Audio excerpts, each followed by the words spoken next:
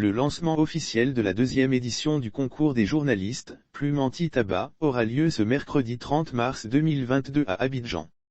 C'est officiel? La deuxième édition du concours La Plume Anti-Tabac aura un parrain. En effet, le ministre de la Santé, de l'Hygiène publique et de la couverture maladie universelle, Pierre Ngudimba a décidé de parrainer la seconde édition ainsi que le super prix. Le parrain félicite le Rekel Tazu pour la création du prix, Plume Anti-Tabac. L'information a été donnée à travers un courrier adressé au Rekel Tazu et imputé au Programme national de lutte contre le tabagisme, l'alcool et les autres addictions, PNLTA, en date du 9 mars 2022. Le ministre Pierre Ngudimba a profité pour féliciter le Rekel Tazu pour l'initiative et pour la parfaite organisation de la première édition où il avait parrainé le super prix. Le lancement de la deuxième édition du concours Plume Anti-Tabac se tiendra le 30 mars 2022. Le président du Rekel Tazu, Dimitri Egoutsi, a exprimé sa satisfaction après avoir reçu la note de la part du PNLTA. Il a profité pour donner les détails de la deuxième édition.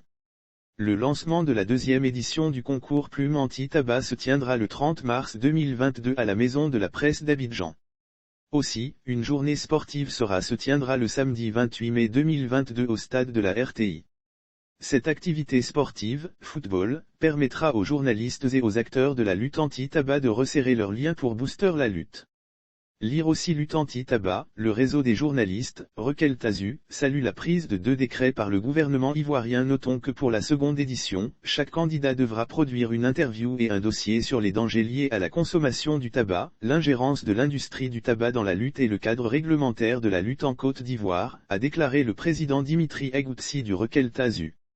Le tabac tue plus de 5000 personnes chaque année en Côte d'Ivoire. Il faut savoir qu'en Côte d'Ivoire, c'est plus de 5000 personnes meurent chaque année dues aux effets néfastes du tabac.